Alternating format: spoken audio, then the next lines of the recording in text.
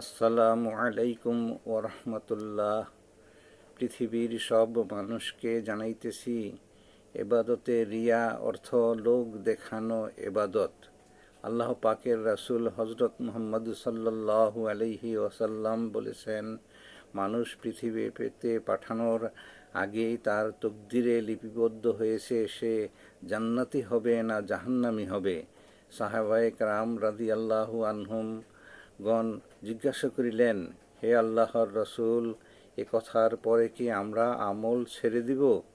আল্লাহর রসুল সাল্লাল্লাহু আলাইহি ওয়াসাল্লাম বলেন, না, তোমরা আমল করতে থাকো। কোনো বুজুর্গ ব্যক্তির দোয়ার বরকতে তোমাদের তকদির পরিবর্তিত হইতে পারে। আল্লাহ পাকের রাসূল সাল্লাল্লাহু আলাইহি ওয়াসাল্লাম আরও বলেন, লোক দেখানো এবাদতও যদি হয় তবুও যেন মানুষ করতে থাকে।